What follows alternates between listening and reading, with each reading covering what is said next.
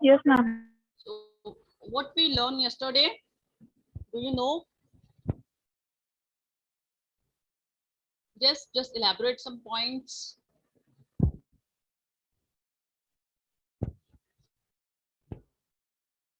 Please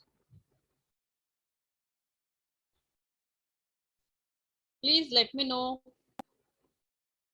or anyone just elaborate some points what we had learned yesterday.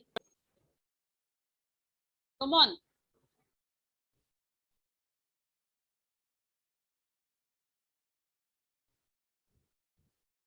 Speak up.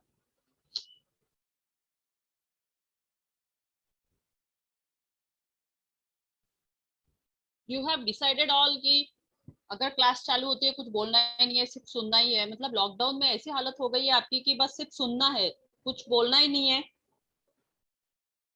Come on, just brain को थोड़ा push करिए कि yesterday this time what we have learn. Push करिए, क्या पढ़ा था हमने।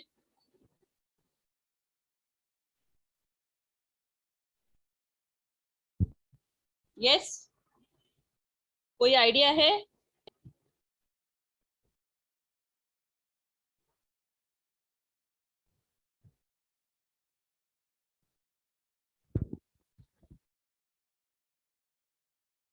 No idea?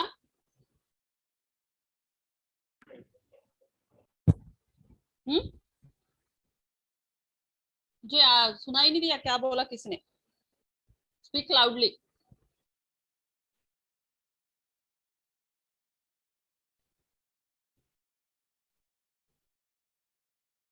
Hello,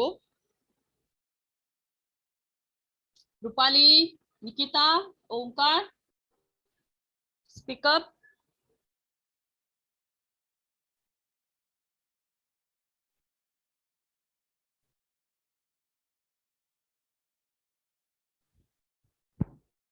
hello, am I audible to all of you? Mayuri, Shubhada, Deepak, Chaitanya. Yes, am I audible? Yes, ma'am, you are audible. Yeah, so tell me what we had learned yesterday. What points, some points actually, 1 2 3 points, what you understand? इसका मतलब ये है कि मैं पढ़ाई आपको समझ नहीं आ रहा है, ये हो सकता है, या फिर आप बोलना ही नहीं चाहते हो, ये हो सकता है। बोलिए।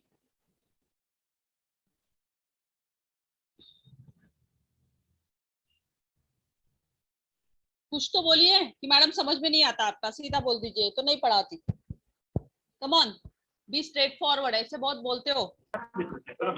ऑब्जेक्टिव आईटी के सिखाए थे मैम आपने, और रोल ऑफ गवर्नमेंट हाँ, सेक्शन और 2 के डेफिनेशन सिखाई थी आपने। Electronic word. हाँ,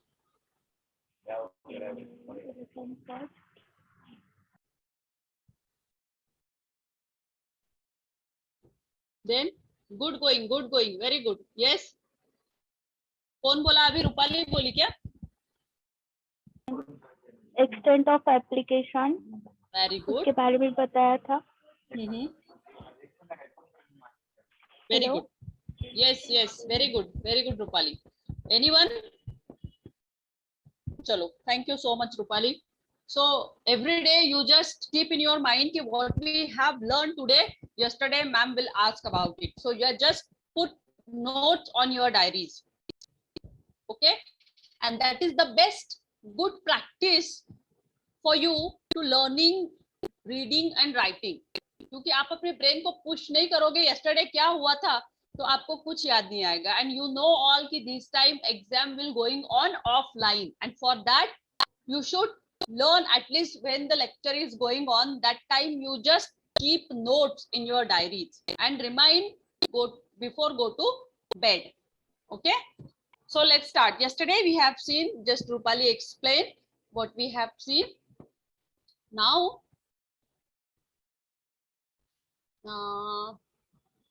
yeah, external signatures, हमने digital signatures देखा था, what kind of CA, what role plays CA, you know, partner certificates and all in the digital signatures. Okay, so we start from this, right? Functions.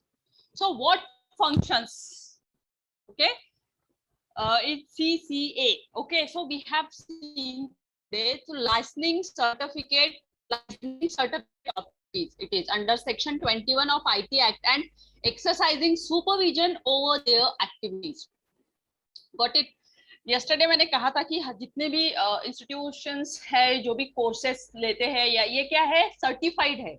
Certified है means क्या है कि under act आते हैं, है ना, आईटी के act आते हैं, उसमें कोई भी लीगल फ्रॉड नहीं है. If you want to join this certificate, जैसे एनपीटीईएल है वो अंडर एक्ट आता है, टेडेक्स की कोर्स है वो अंडर एक्ट आता है, बैंकिंग रूल्स एंड रेगुलेशंस के कोर्स है वो अंडर एक्ट आते हैं. तो जितने भी कोर्सेस है वो आईटी के एक्ट में आते हैं. अगर कोई भी आपको ऐसा लग रहा है कि आपके साथ फ्रॉड हो रहा है तो cyber crime is there, cyber law is there, you have just mention and complaint regarding that कि यू आपने इतना इतना कोर्स किया था लेकिन आपको मिला ही नहीं, या सर्टिफिकेट ही नहीं आया, या कंपनी ही बंद हो गई. तो ऑलमोस्ट ऐसे एजुकेशन में तो ऐसा है ही नहीं, मतलब एकेडमिक्स में और एजुकेशन में ऐसी कोई भी कंपनी नहीं है जो बच्चों के साथ या स्टूडेंट के साथ फ्रॉड करेगी. वो कोर्स कंप्लीशन के बाद, आफ्टर कंप्लीशन द कोर्स, वो सर्टिफिकेट इशू कर देते हैं, है ना.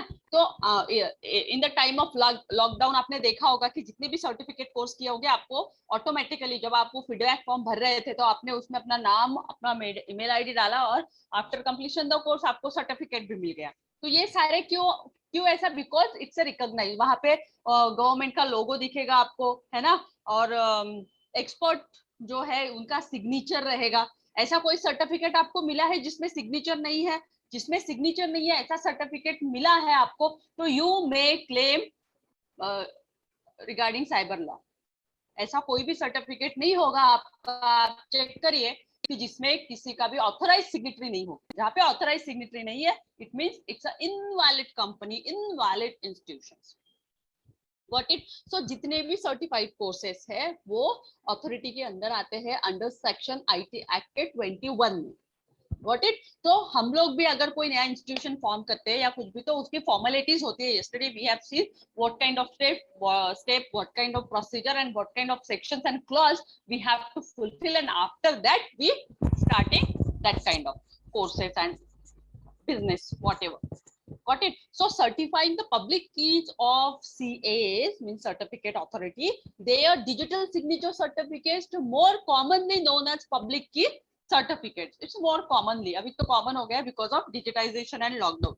So laying down the standards to be maintained by the, तो वो certificate का standard अभी तक क्या है, maintain है, because of it's open and it's authorized by IT Act and under section 21. Got it? Information Technology Act. So addressing the issues related to the licensing. What is licensing?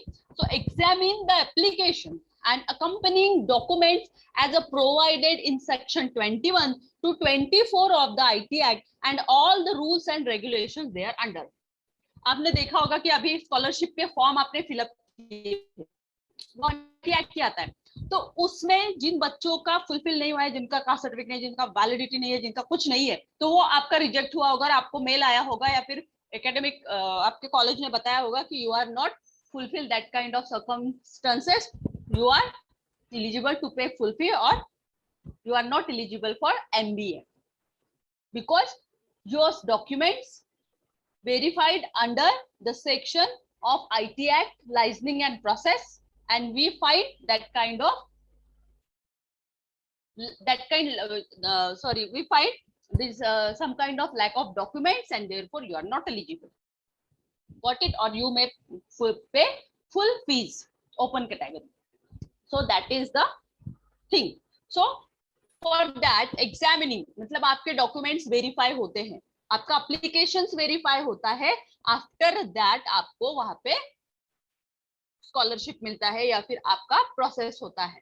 Got it? So approving the certificate practice statement, everything it's going under the IT Act, and auditing the physical and technical infrastructure of the applicants through panel of auditors maintained by CCA. सारी चीजें, इतनी आप सोचते होंगे कि इतनी सारी institution चल कैसे रही है, इतनी सारी यूनिवर्सिटी चल कैसे रही है, इतनी सारी यूनिवर्सिटी नंबर 1, 2, 3 के रैंक में क्यों है? Because of all things going and processing under the IT Act. Every day, every year, some kind of innovation of that act and they proceed it. आपको पता है n number of courses आ गए हैं, n number of technologies, advanced technologies जिसमें आप apply कर सकते हो, data analysis, n number of courses are there. Why it is? Because it comes in IT Act and they approve that particular. आपको कोई नहीं दिखेगा इंस्टीट्यूशन में या एकेडमिक्स में जहाँ पे, लेकिन उन्होंने वो क्लॉज भी रेडी करके रखा है कि इफ एनी इंस्टीट्यूशंस और if any academics doing some kind of fraud और मिस्टेक्स, वो क्या होगा, डिनाई किया जाएगा. और वैसा होगा ही नहीं, क्योंकि रेपुटेशन भी मेन करती है ना. रेपुटेशन भी एक टाइम में था कि ये यूनिवर्सिटी को वैल्यू कम था, वो यूनिवर्सिटी को वैल्यू कम था, but day by day processing, improvement, development जैसा जैसा हो रहा है, यूनिवर्सिटी की वैल्यूज भी बढ़ रही है. और यूनिवर्सिटी की वैल्यू क्यों बढ़ रही है? बिकॉज ऑफ जो भी IT एक्ट में क्लॉज दिए हैं वो फुलफिल हो रहे हैं.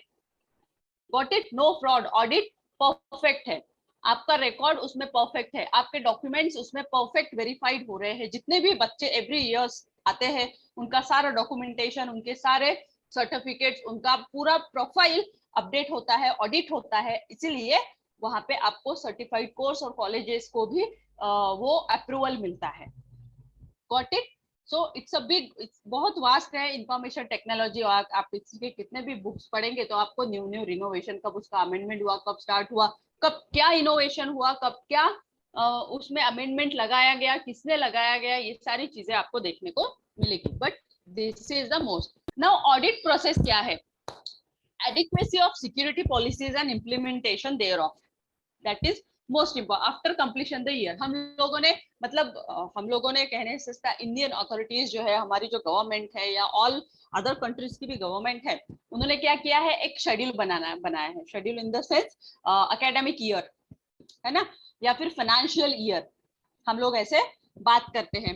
तो ये क्या है एक्चुअल में, व्हाट इट इज एक्चुअल में क्या है, एकेडमिक ईयर या फिर फाइनेंशियल ईयर, ये जो भी है, ये क्या है कि इसमें हमारा जो रिकॉर्ड है साल का, जो भी हमने एक्टिविटीज किए, जो भी ट्रांजैक्शंस किए हैं ऑन दैट पर्टिकुलर ईयर, वो क्या होता है, ऑडिट होता है कि उसमें कोई मतलब हमने कोई गलती तो नहीं की, कोई बच्चा छूट तो नहीं गया, किसी बच्चे का उसमें ऐड तो नहीं हुआ. जितने भी आपके CC, एवरीथिंग जो भी आप सबमिट करते हैं वो ऑडिट होता है.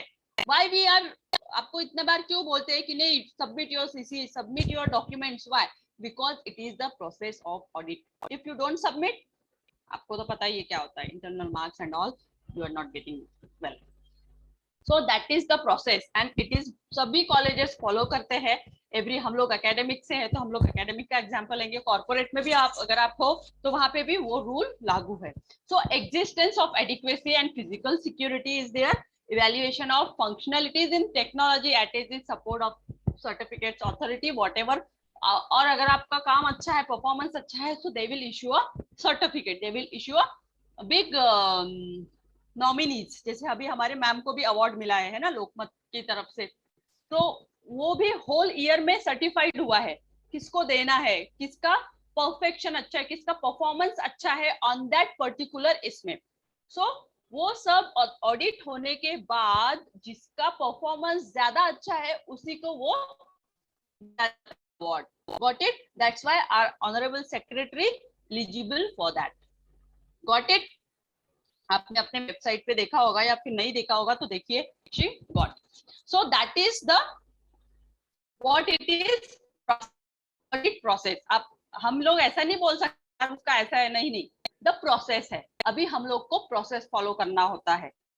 अगर आप भी एकेडमिक, जैसे यूनिवर्सिटी में भी अव्वल फर्स्ट क्लास, फर्स्ट टॉप आते हैं, तो वो भी सब चेक होता है. जो टॉपर होते हैं उसके पेपर 3-4 टाइम चेक होते हैं. आफ्टर दैट उसे टॉपर डिक्लेयर किया जाता है. उसका भी प्रोसेस होता है पूरा.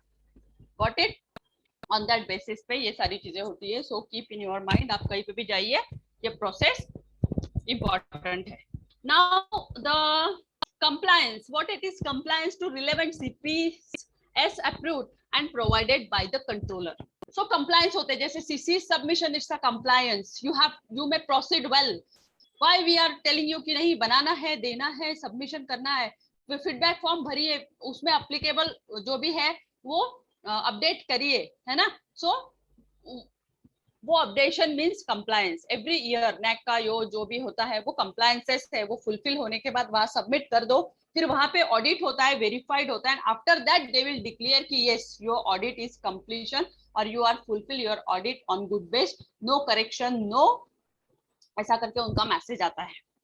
Got it? So adherence to Information Technology Act 2000, the regulate that under the applications, any kind of application. आपने गलत अगर फीडबैक दिया है तो वो आप उनके पकड़ में आता है. अगर आपने कुछ भी अपलोड नहीं किया या कुछ भी ऐसा छूट जाता है, सो दे वो समझ में आ जाता है उनको कि एक्चुअल में क्या हुआ है. राइट नाउ ऑडिटर्स पैनल, ये सारे जितने भी आज तक की कंपनी है ये सारे ऑडिटर्स के पैनल पे. कौन है? डिलॉइट है, ठीक है. देन सिस्मेंस कंप्यूटर्स है, प्राइस वाटर हाउस है, साइबर क्यू कंसल्टेंसी है, ठीक है. ये जितनी भी बड़ी बड़ी कंपनीज है ये ऑडिटर के पैनल्स पे है. व्हाई? क्योंकि ये एकदम ब्रांड कंपनीज है, इनको ऑडिट एक फर्स्ट क्लास है. So that's why they are in panels. Okay. So cyber Q का महिंद्रा ब्रिटिश है, एग्जावेयर्स है, कितनी अच्छी कंपनी है, कन्वेंस है, ऑथर एडर्सन है, विप्रो जैसी कंपनी है, टाटा है, अर्न्स्ट एंड यंग कंपनी है. राइट. सो बाटली बोई की भी कंपनी है ऑडिट के पैनल्स पे. मतलब ये कंपनी आईटी एक्ट के अंडर में डिफरेंट कंपनीज में जाके ऑडिट करती है. नाउ पब्लिक की cryptography, what it is. So ये दिया है इसमें कि पब्लिक की क्रिप्टोग्राफी में आरएस से एस्टिमेटिक क्रिप्टोग्राफी आता है. मतलब ये कंपनीज के नाम है, ये पब्लिक लिमिटेड कंपनीज है जिनको प्रायोरिटी दी गई है ऑडिट की. डिजिटल सिग्नेचर स्टैंडर्ड किसका अच्छा है? आरएसए का है, डीएसए का है, इसी सिग्नेचर्स का है. इसके आपको वेबसाइट में जाके चेक करना होगा कि व्हाट इट इज एग्जैक्टली. उनके सर्टिफिकेट देखने होंगे तो आपको पता चल जाएगा कि एकदम वाव, ऐसा आपको लगेगा कि यस ऐसी कंपनी में किसे काम नहीं करना है, सबको करना है. But you have to maintain your standard. You have always rank. वहां पे सब एक्सपर्ट्स होते हैं जिनको 15 साल 20 साल का एक्सपीरियंस होता है, and they never did any kind of mistakes. Perfection, इतना परफेक्ट वर्क होता है. Quality, everything good. Communication skill, everything good. Okay. So this is the companies, or it comes in PKI, means public key cryptography, जिनका नाम है ना, जैसे Tata, Birla, Ambani, Bajaj, whatever. So key size mandated by the CCAs is RS में है, और उसमें users भी है और उसके अथॉरिटीज भी है. Now license certifying authority, license तो provided services to its subscribers and relying parties as per its certification practice statements.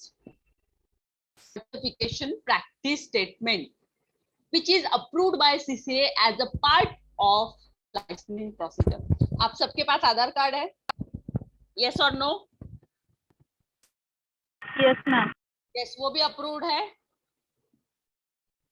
कि नहीं? वहां पे देखो आपको एक ये दिया है, स्कैनर दिया है, मतलब वो गवर्नमेंट अप्रूव्ड है. वो जो नंबर है वो आपका सब जगह पे क्या है? अपडेट है. स्पेशली बैंक अकाउंट में तो अपडेट है. Got it? आप सबके पास लाइसेंस है? 2 व्हीलर 4 व्हीलर का लाइसेंस है? यस और no? Yes, ma'am. We have. I mean, I do have. है ना, ऑथराइज्ड है. अगर आप कहीं गए और कभी आपको अगर सिग्नल पे रोका गया और उसने बोला है पुलिस ने कि नहीं ये ऑथराइज नहीं है, व्हाई? क्योंकि उनको पता है वहां पे वो स्टैम्प दिखता है, फोटो दिखता है उनको, वो उससे सर्टिफाइड हो जाता है कि यू आर. अभी तो ये हो गया है, डिजिटाइजेशन हो गया है. मैंने आपको बताया था ना एक बार, मैं आई डोंट नो मैंने आप ही से शेयर किया था या फर्स्ट ईयर वालों के साथ शेयर किया था कि एक बार मैंने सिग्नल तोड़ दिया था गाड़ी चलाते वक्त. तो मुझे लगा रात का टाइम था, मतलब हाँ 10-11 का 10:30 वगैरह बजे होंगे. तो मैंने सोचा सिग्नल पे कोई खड़ा नहीं है तो चलो आराम से, मैंने तोड़ दिया. वहां पे था सिग्नल बट मैंने ब्रेक कर दिया. बस मैं सिग्नल क्रॉस करके 2 किलोमीटर या 3 किलोमीटर भी नहीं गई होंगी तो मेरे मोबाइल पे मैसेज आ गया और उन्होंने मुझे 1000 रुपीज का फाइन भेजा। तो मैंने गाड़ी रोक के देखा तो अरे मैंने तो कुछ भी नहीं किया। तो वहां पे लिखा था कि आपने सिग्नल तो क्रॉस किया है, मतलब ब्रेक किया है, तो आपको 1000 rupees fine within 8 days में भरना है। If you don't pay within 8 days then certain action will take. Got it? So Yes, ma'am. ये सारी चीजें जो है वो ऑथराइज हो गई है। और क्यों हुआ? क्योंकि मेरे पास ऑथराइज लाइसेंस है। उसने जैसे ही गाड़ी का नंबर प्रेस किया उसमें मेरे सारे डिटेल्स आ गए, है ना। साइबर वालों ने डाला, अरे गाड़ी नंबर डालो पता चल जाएगा ओनर कौन है, उसमें सारे डिटेल्स, और मेरे मोबाइल पर तुरंत उन्होंने मैसेज भेज दिया। तो डोंट डू दैट थिंग। मतलब आप ऐसा मत सोचिए कि आप रास्ते से जा रहे हो और आपको कोई नहीं देख रहा है ना, सब देख रहे हैं अभी। सो बी अवेयर। मतलब आप कुछ नहीं कर सकते अभी, है ना। पहले तो कहीं पे भी जाके कुछ भी स्पाइट करना या फिर शो करना, एनीथिंग वैसे होता था, अभी वैसा नहीं है। ठीक है, मुंबई जैसे सिटी में तो बिल्कुल भी अलाउड नहीं है। अगर ऑन द वे आप गाड़ी चलाते वक्त अगर स्पाइट करते हो ना, तो वहां की पुलिस आपके पीछे ही रहती है, तुरंत पकड़ती है आपको और आपको फाइन लगाती है 5000 10,000। तो don't do that kind of mistake. अगर आप गलती से मुंबई में गए तो कभी भी एकदम ये सारी चीजें मत करिए, क्योंकि हमारी कंट्री है, हमारा सिटी है, तो हमें ही क्लीन रखना है ना। नहीं तो हमारे पढ़ाई लिखाई का मतलब क्या है, इतना हम लोगों ने पढ़ लिया। So be neat and clean. yes, so that kind of procedure is certifications, practice, statements। हमारे जो स्टेटमेंट्स होते हैं, बैंक में भी जो स्टेटमेंट्स होते हैं वो भी अप्रूव्ड होते हैं, है ना। वो क्योंकि वो उसमें बैंक का नाम, आपका अकाउंट नंबर, एवरीथिंग दिया होता है। आपका पासबुक होता है वो भी अप्रूव्ड होता है ना। So it comes that authority, certifying authorities, मतलब जितने भी एक्सपर्ट्स हैं उन्होंने आपके डॉक्यूमेंट्स चेक किए हैं और ऑन दैट बेसिस पे ही आपको ये हुआ है। और हमने कल ये भी बात मैंने आपको बताई थी कि क्यों इतनी जल्दी आपका वेरीफाई होता है, क्योंकि एवरीथिंग लिंक ना, सब लिंक है। वो सिर्फ ये मशीन लैंग्वेज है ना। जब आपने कंप्यूटर सीखा होगा तो आपको पता है कि मशीन लैंग्वेज है। मशीन को रीड करने के लिए सेकंड भी नहीं लगता, वो गो थ्रू जाती है और 1 सेकंड में आपका इंफॉर्मेशन निकाल के आपको प्रोसेस बताती है। So any kind of certificate, identification and authentication, वो चेक करते हैं कि आइडेंटिफाइड है या नहीं, ऑथेंटिकेटेड है कि नहीं। सर्टिफिकेट इश्यूएंस आपको दिया है कि नहीं, certificate suspension and revocation, it comes under this act. Certificate renewal करना है, notification of certificate, related information है, display of all this, it's comes in website. सारी चीजें अपडेट होती है, एवरीथिंग। रिन्यूअल्स है, जैसे आपका एटीएम है, एटीएम वैलिड होता है 5 इयर्स के लिए या 10 इयर्स के लिए। वो पहले तो हमें बैंक में जाके उसका प्रोसेस करना पड़ता था कि वो वहां पे सबमिट करना होता था और उसके बाद वो हमको 8 या 15 दिन में वो देते थे। बट अभी क्या होता है कि उनको पता है कि इसका जो एटीएम है अगर वो कंटिन्यूएशन में है तो ये इस तारीख को इनवैलिड होगा। उसके पहले ही हमको मैसेज आ जाता है कि वो ATM card is valid for so and so date, we have issued your new card, please contact or please visit the bank। और आपने विजिट भी नहीं किया तो वो सीधा बोलते हैं we have sent to your this address, if your address is changed please inform to us on that website or on that contact number, right।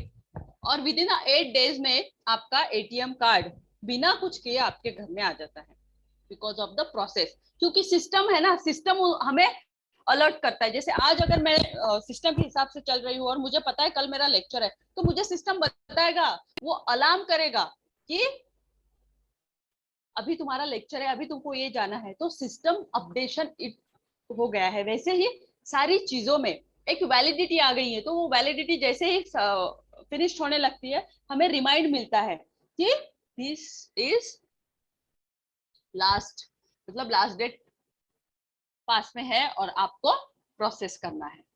Got it? अगर हमने उसे प्रोसेस किया तो फिर क्या होता है, पेनल्टी पे करनी होती है, फिर से वो न्यू प्रोसेस करना होता है।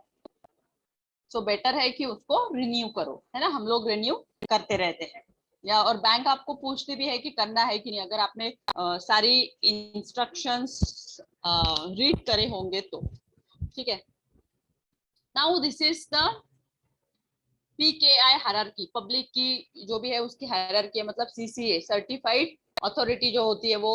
सो डायरेक्टरी ऑफ सर्टिफिकेट्स है ना, और डायरेक्टरी ऑफ सर्टिफिकेट्स मतलब दोनों का है। एक CRLS है, CRLS में आपको सर्टिफिकेट इशू किए जाता है, एक सब्सक्राइबर होता है, मतलब 2-3 सब्सक्राइबर होते हैं, और रिलेइंग पार्टी। जैसे मुझे बैंक में, आपने पहले देखा होगा जो लोगों ने बैंक में काम किया है, पहले क्या होता था, अगर कैश में पे करती हूँ बैंक में जाके, पुराना बता रही हूँ, तो मुझे तुरंत उसका ये नहीं मिलता था। पहले क्या करता था, कैशियर कैश लेता था, फिर वो मशीन में काउंट करता था, उसके बाद वो एंट्री करता था, फिर हमको स्लिप देता था, और फिर वो एंट्री वो स्लिप लेकर हमें दूसरे काउंटर पे जाना पड़ता था, फिर वो वेरीफाई करता था वो जो हमने वो उसने स्लिप पे दिए हैं, उसके बाद वो अप्रूव होता था। So it's a lengthy process. अब क्या है, अब ऐसा नहीं है, आप मशीन्स आ गया है, आप मशीन से भी पैसे ट्रांसफर कर लेते हो, तो आपको तुरंत मैसेज आ जाता है कि आपके अकाउंट में इतना डेबिट हुआ है, आपके अकाउंट में इतना। तो अभी जो सर्टिफाइड अथॉरिटी है वो कम हो गई है, क्योंकि सिस्टम चेक कर रहा है, सिस्टम में आपने सारे डिटेल्स दे दिए।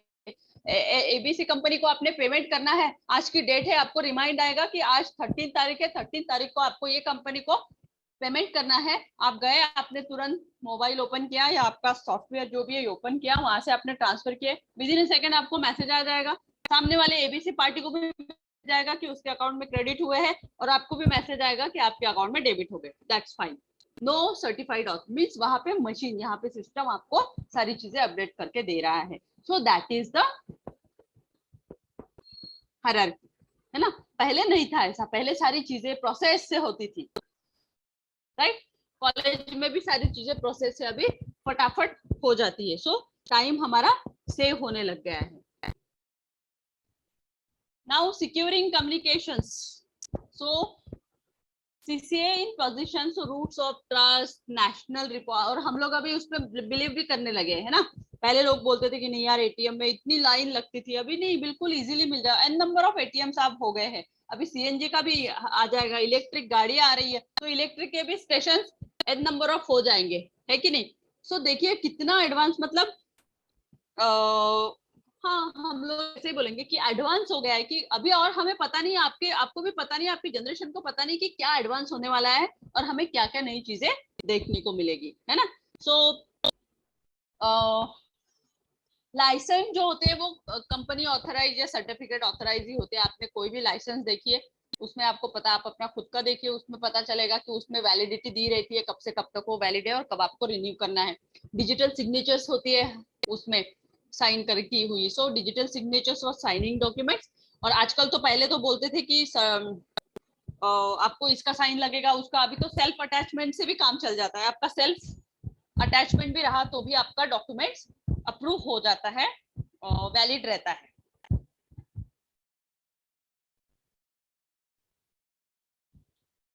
Now digital certificate CRLs for access by relying parties, PK operationals, मतलब जितने भी पब्लिक कंपनीज है, जितने भी ब्रांड कंपनीज है, वो क्या करती है, वो सारे प्रोसेस फॉलो करती है। Other provisions of IT act, cyber crimes not to go unpublish, कहीं पे भी नहीं होता है ऐसा, अनपब्लिश नहीं होता है अदर प्रोविजंस की, भाई ये एक्ट में ऐसा हो गया, कभी नहीं होगा। जो है रियलिटी जो है वो रहेगी। नाउ सिक्योर डिजिटल सिग्नेचर्स क्या है कि if digital signatures are applied in such a manner that if ER was alert, the digital signatures would be invalidate, then it is called secure digital signatures.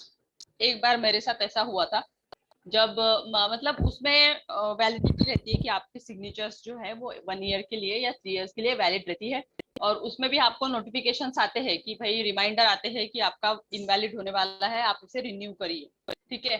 तो ये invalid हो गया था, और मुझे उस दिन, और मेरे ध्यान में नहीं था, मुझे रिमाइंड मिला था तो मैंने सोचा मैं कर लूंगी, लेकिन वो स्किप हो गया माइंड से।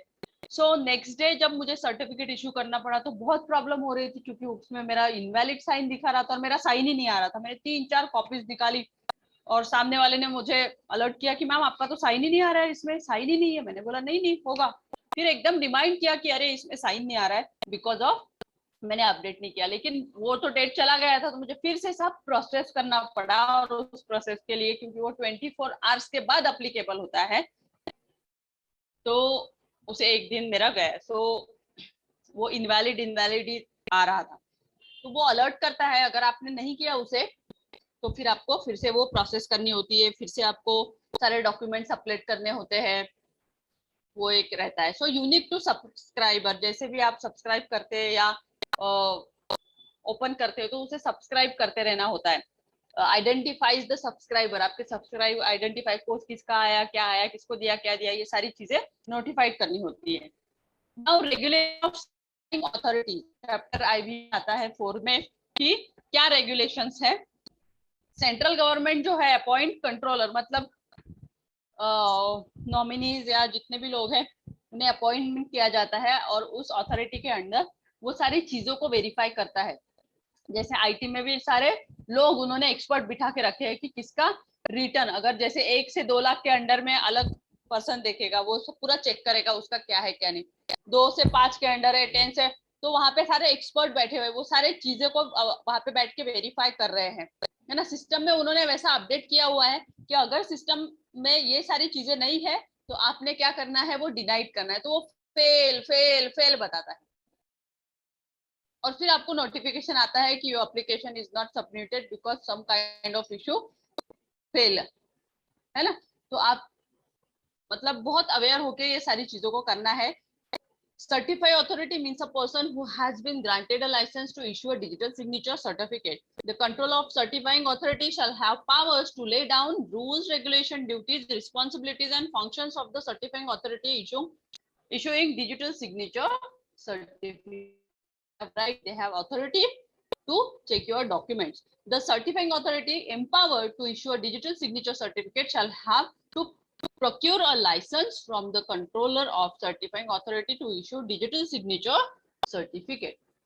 वो सब वेरीफाई होने के बाद ही उसे राइट्स है, उसे अथॉरिटी है इशू करने की। The control of certifying authorities has a prescribe detail rules and regulations. आपको पता है लास्ट टाइम जब एडमिशन चल रहा था तो सारा ऑनलाइन था और उन्हें ओरिजिनल डॉक्यूमेंट्स चाहिए थे, तो बहुत सारे बच्चे ना जेरोक्स का ही ओरिजिनल भेज रहे थे। हम लोग बार बार उनको वार्न करने थे, नहीं, आपका ओरिजिनल डॉक्यूमेंट्स का स्कैन पीडीएफ, तो वो वहां पे अपलोड करने से वो सिस्टम आपका जनरेट कर लेता है। तो बहुत सारे बच्चों ने मिस्टेक किया तो उनका हुआ ही नहीं है, ठीक है। सो डॉक्यूमेंट्स वेरिफिकेशन के राइट्स इसमें अभी आया ये चैप्टर में, तो मैं बता रही हूँ। तो ओरिजिनल स्कैन कॉपीज वो वहां पे क्या करता है, स्कैन करता है, और ऑन दैट बेसिस पे इफ उसे लगता है कि नहीं ऑथराइज है तब जाके वो प्रोसेस करता है, गॉट इट। और आपको सर्टिफिकेट इशू करता है या फिर आपको अथॉरिटी देता है या फिर मैसेज आता है कि योर डॉक्यूमेंट इज वेरीफाइड, और आपको ओटीपी आता है जिसके डालने से आपका काम हो जाता है, got it. So the controller of certifying authority has prescribed detailed rules and regulation in the act. So as to the application for license, suspension of license and procedure for grant or rejection of license, so that is the process. अगर आपने थोड़ी भी mistake की तो आपका नहीं होगा, वो सीधा वहां पे एरर ही दिखाएगा कि no no no. Now digital signature certificate chapter 7 में क्या है, any person may make an application to certifying authority for issue of digital signature certificate. The certifying authority while issuing such certificate shall certify that it has complied with the provision of the act. अगर उस act में वो आता है, उसमें सारे document सारी certify upload किए हैं और वो वेरीफाई हुए हैं, तभी वो होगा।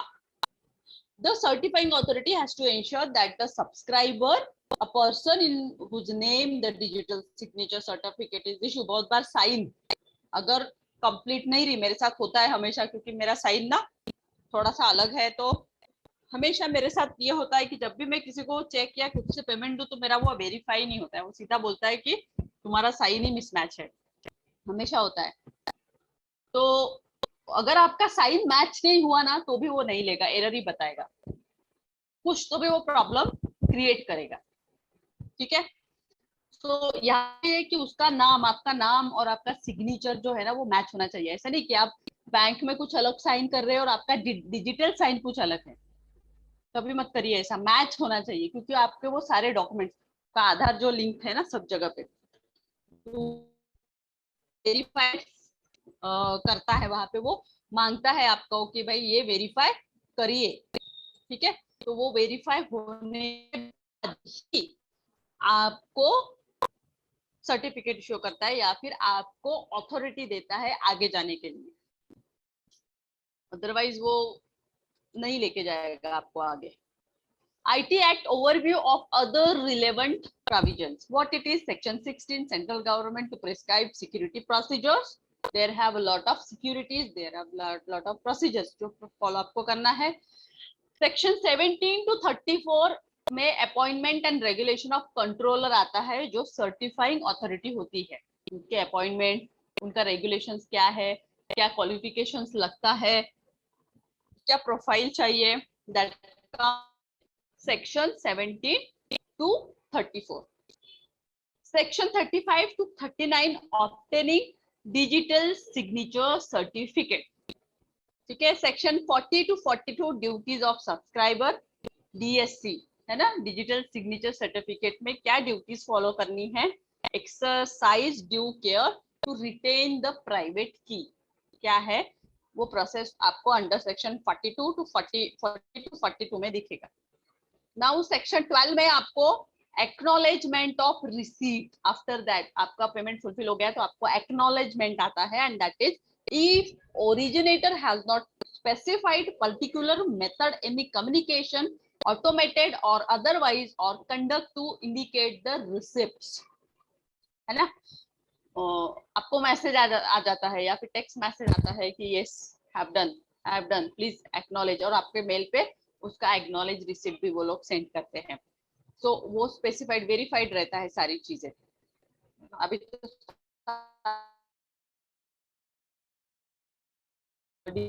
हो गया है। So if specified that receipt is necessary, then unless acknowledgement has been received, electronic record shall be deemed to have been never sent. So where acknowledgement not received within same specified or within reasonable time, the originator may give notice to treat the electronic record as to never sent. सारे हैं वहां पे पूछा जाता है कि आपको चाहिए, जैसे आप ATM में आजकल पैसे निकालने जाते हो तो वहां पे पूछता है कि do you want receipt, yes और नो, है ना। तो इस तरह के वहां पे वो सिस्टम में अपडेट किया है कि क्या देना चाहिए क्या नहीं देना चाहिए।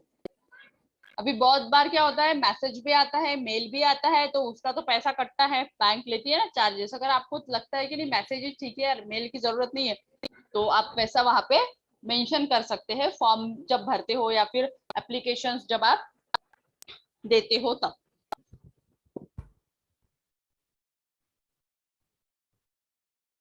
ठीक है। डिस्पैच ऑफ इलेक्ट्रॉनिक रिकॉर्ड, जैसे मुझे इलेक्ट्रॉनिक रिकॉर्ड को डिस्पैच करना है तो प्रोसेस क्या है, अंडर सेक्शन 13 में आता है। So unless otherwise agreed, dispatch course when ER enters resources outside the control of originators, ठीक है। ओरिजिनेटर मतलब जो कंट्रोलर है वो पहले वेरीफाई करेगा, देखेगा कि वाकई में इसको भेजना है कि नहीं, एंड दैट बेसिस में वो भेजे। से लॉजिस्टिक कंपनीज एंड ऑल होती है तो उनको तो वो LR वगैरह देना ही होता है, रिसीट ऑनलाइन, और ये बिकॉज उसके बगैर तो वो अदर कंट्रीज में या अदर स्टेट में नहीं जा सकते, क्योंकि ड्राइवर के पास वो सारी चीजें होनी चाहिए। तो पहले वो ऑनलाइन अपडेट करते हैं और आफ्टर दैट वो उसे अलाउड करते हैं, उसकी कॉपी एक देते हैं। तो सेकेंड कॉपी मतलब हार्ड कॉपी भी इंपॉर्टेंट है, नहीं ले रहे हो बात अलग है, लेकिन रिकॉर्ड के लिए है ना, डिजिटल रिकॉर्ड के लिए, डिजिटल ऑडिट के लिए वो इम्पोर्टेंट है फाइल मेंटेन करना। So if addresses has designated computer resources, receipts occur at time ER enters the designated computer. If electronic record is sent to a computer resource of addressee that is not designated, so receipt occurs when ER is retrieved by addressee. Important है, आपको पता है ना, bank के statement भी आते हैं आपको, और मतलब ऑनलाइन ऑफलाइन दोनों भी होता है, मतलब हार्ड कॉपी भी आपको मिलती है और सॉफ्ट कॉपी भी मिलती है, बोथ, क्योंकि ये रिकॉर्ड मेंटेन है। Record maintain is important. बहुत बार ऐसा होता है कि फाइल में होता है लेकिन इसमें सिस्टम में नहीं होता, सिस्टम में होता है फाइल में नहीं होता, तो both we have maintain, because अगर कहीं मिसमैच हो गया तो हमारे पास दूसरा भी रिकॉर्ड, जैसे कल मैंने बताया था, कहीं ना कहीं और सेव रहता है. सो दैट इज गुड प्रोसेस.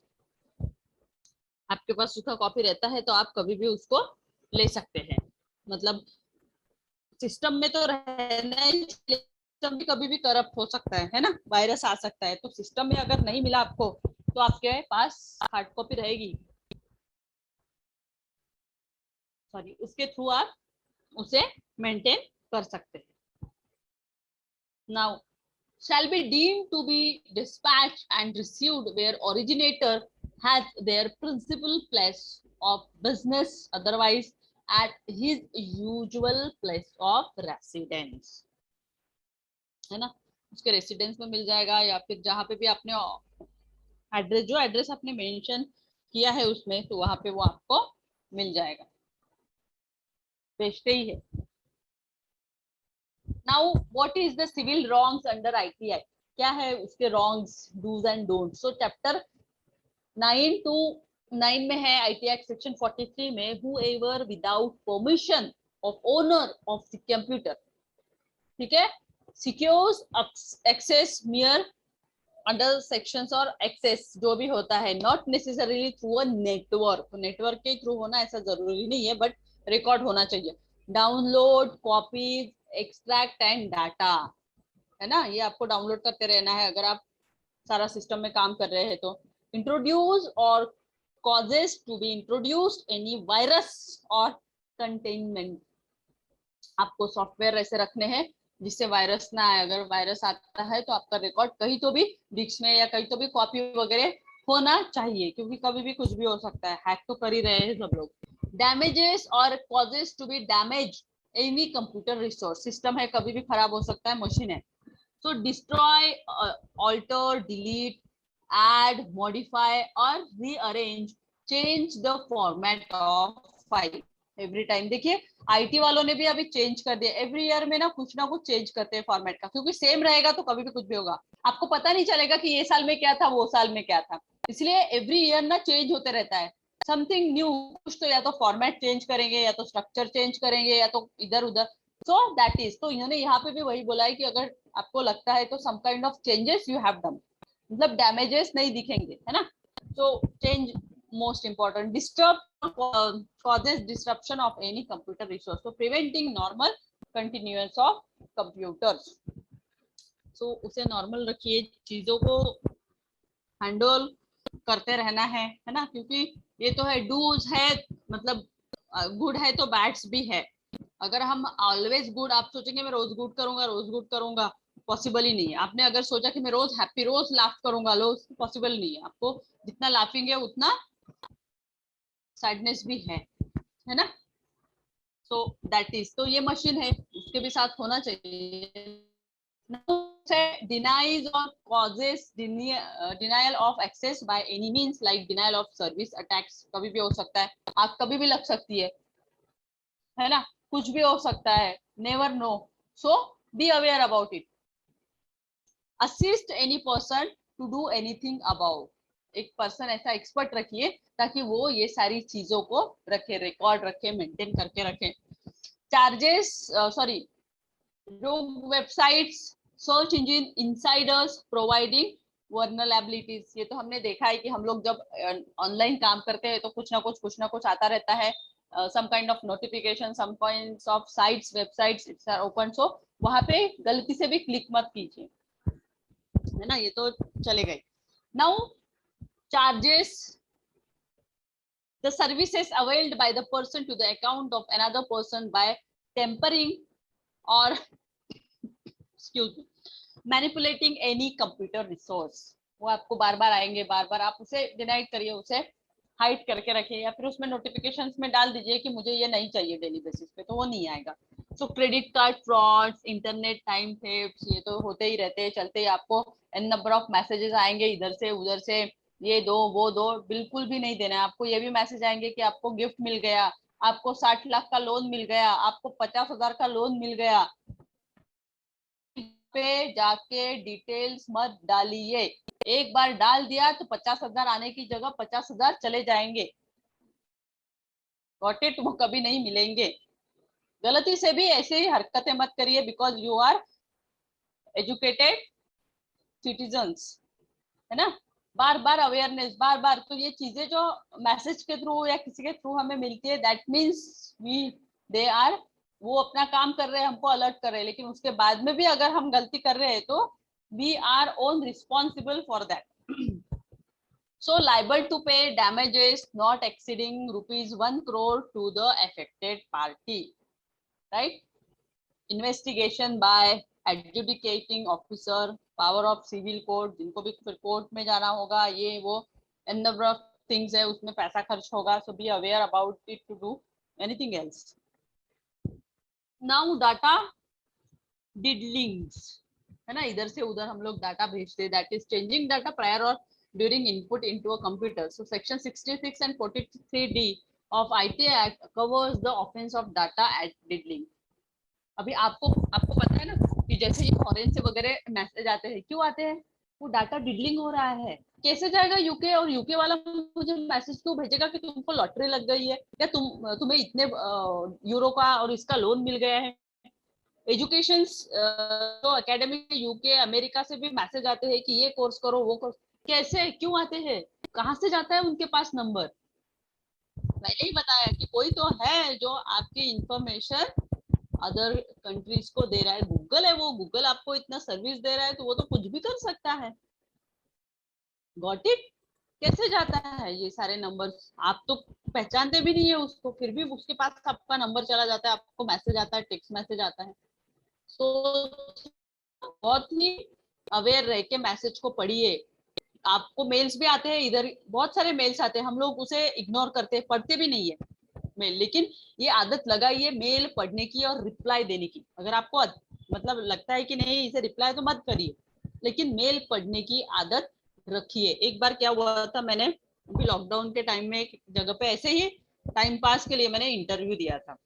वो बंदे का मुझे फोन आया, काफी अच्छी कंपनी थी, नाम याद नहीं आ रहा है, but the person was may be 45 year experience. बहुत ही एजड था पर्सन, बट नॉलेज बहुत ही ये था, वास्ट था उसको. तो मैंने भी क्या किया, उसका मुझे सुबह मैसेज आया, बट सुबह कॉलेज और लेक्चर्स था, तो मैंने डिनाई किया, मतलब सोचा कि मैं बाद में करूंगी. That was my mistake. फिर उनका मुझे ना फोन आया इवनिंग में कि ma'am I had sent you mail and I didn't reply from your side. तो मैंने उनको कहा, हाँ सर मैंने मेल नहीं पढ़ा. Only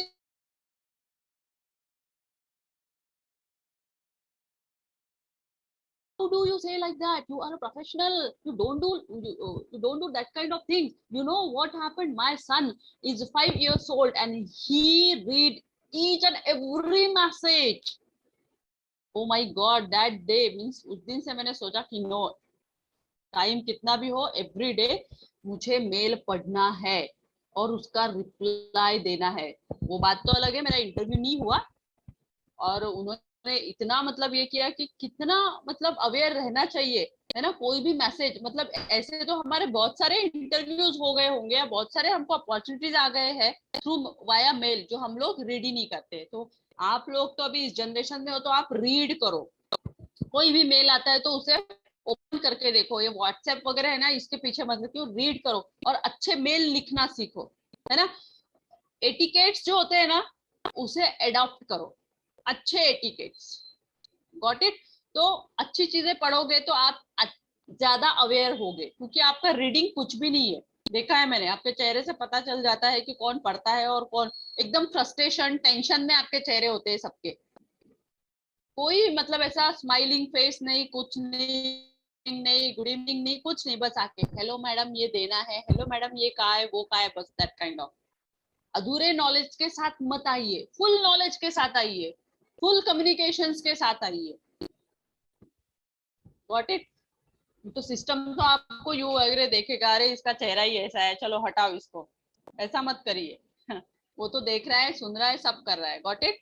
now so the data diddling is that कि इतने जल्दी हमें हमारा डाटा कैसे, मतलब आज मैंने मोबाइल लिया, नया नंबर लिया, और दूसरे ही दिन में मुझे मैसेज आ गया, मतलब इतने जल्दी उसे मेरा नंबर कैसे पता चल गया. Got it? तो ये सारी चीजें जो है ना, ये ऑटोमेटिक नहीं, ये आपका डाटा कहीं ना कहीं से किसी ना किसी के थ्रू वहां पे जा रहा है, मतलब कोई तो है जो सपोर्ट कर रहा है सिस्टम को. So be aware about it. Now penalty not exceeding ₹1 crore. अगर ऐसा कुछ होता है तो उसको पेनल्टी देना है, लेकिन उसके लिए प्रोसेस भी लंबा है, आपको केस करना होगा. NDMC electricity billing fraud case. ये देखिए केस स्टडी यहाँ पे आ गई. A private contractor who has to deal with receipts and accounting of electricity bill by the NDMC Delhi, collection of money, computerized accounting, record maintenance and remittance in his bank, who misappropriated a huge amount of funds by manipulating data files to show less receipts and bank remittance. Got it? उसने भेजा, इतना amount का bill आया जो कि fraud था, bank में remittance भी हुआ उसका अमाउंट का. ठीक है, नेक्स्ट क्या है देखते हैं. और फिर वो फ्रॉड केस पे चला गया, क्योंकि इलेक्ट्रिक का बिल कितना आना चाहिए, है ना. So that kind of fraud, अगर ऐसा हो जाता है कि इतने अमाउंट का आपने भर भी दिए, तो भी अगर उसके बाद आप कंप्लेंट करते हो तो वो आपको रिकवर हो जाता है. सेक्शन 46 IT एक्ट, ये एडजुडिकेशन का एक्ट है, जिसमें officer shall adjudicating whether a person has committed a contravention of any other provisions of said act, holding inquiry कर सकते हैं. ऑडियो अल्टम पैटर्न जो है उसमें भी एक केस हुआ था सेक्शंस वाइज, तो उसका भी रिकवर हुआ. मतलब an number of cases are recovering. जैसे आईटी में भी बहुत सारे लोगों ने हो तो देते ही है, नो इशू, बहुत सारे कम, लेकिन उसके लिए हमें क्या करना होता है, कंप्लेंट करना होता है. अगर हम कंप्लेंट करेंगे तब जाके वो मिलेगा. So proceedings before him are deemed to be judicial proceedings. Every adjudication officer has all powers conferred all civil courts. सारे सबको पावर्स होते हैं और वो उस बेस पे, क्योंकि गलती हुई है ना, उसके लिए तो आवाज उठानी पड़ेगी भले ही वो हो. तो appeal to cyber appellate tribunal, decision of controller adjudicating officer under section 57 of IT Act. So ये सारे सेक्शंस है जिसके अंडर जाके आप कंप्लेंट कर सकते हैं, कंपनसेशन ले सकते हैं, एडवांटेजेस ले सकते हैं, या कुछ भी डिफॉल्ट हो जाता है तो अंडर सेक्शन 46, 47 के अंडर जाके आपको उसका बेनिफिट मिलता है, या फिर लेकिन उसके लिए सबसे पहले आपको कंप्लेंट करना होता है. सो साइबर क्राइम में सब प्रोविजंस दी हुई है अंडर सेक्शंस में 66, 65 टू 73 तक. तो उसमें आपको सोर्स ऑफ डॉक्यूमेंटेशन के लिए सेक्शन 65 है. हैकिंग अगर हो गया है, फिशिंग अगर हो गया तो 67 है. Unauthorised access to protected system के लिए 17 है, सॉरी 70 है. और कॉन्फिडेंशियलिटी या प्राइवेसी आपको मेंटेन करना है तो सेक्शन 72. जैसे फेसबुक का आपने देखा है क्या, फेसबुक में आपने अगर सेटिंग में जाके पढ़े हैं सारे क्लॉज, मतलब उसमें आपका फेसबुक वही लोग देख सकते हैं जिसे आप चाहते हो, या जो आप मतलब आपके रिलेटिव, या अगर आप चाहते हो कि आपके फ्रेंड्स ही देखे तो फ्रेंड्स ही. व्हाट्सएप में भी ऐसे प्रोविजंस है ना, उसे आप अगर क्लिक करते हो तो वही लिमिटेड ही लोग आपके सिस्टम को या आपके फेसबुक को यूज करेंगे. तो उसके सेटिंग्स में जाके देखिए, एवरी टाइम वो अपडेट करता है और आपको नए नए चीजों के बारे में इन्फॉर्म करता रहता है, because of only for security, कि आप सिक्योर रहे इसलिए. चेक करके देखिए. कॉन्फिडेंशियलिटी के लिए ये है, मुझे अच्छे से पता है फेसबुक में है ये. आप ये कॉन्फिडेंशियलिटी एंड प्राइवेसी अगर चेक करना चाहते हैं अंडर सेक्शन 2 तो फेसबुक इट गुड. आप सेटिंग में जाइए, वहां पे चेक करिए, आप वह सारी चीजें आपको दिखेगी कि क्या क्या आपको करना है. और इतना अच्छा प्रोसेस दिया है उन्होंने कि कौन सी चीज है जो आप पब्लिक में दिखाना चाहते हैं, कौन सी चीज है जो आपको पब्लिकली नहीं करना है, एवरीथिंग अच्छा है वो. चेक करिए. Then publishing false digital signature certificate section 73 में आता है. Yes. So types of cyber crime हम नेक्स्ट देखेंगे. Anyone want to ask any questions regarding today's topic? किसी को कोई तकलीफ, प्रॉब्लम या क्वेश्चंस है तो पूछिए. आज का टॉपिक समझा कि नहीं वो भी बताइए. Come on. मेरी आवाज आ रही है कि नहीं ये भी बताइए.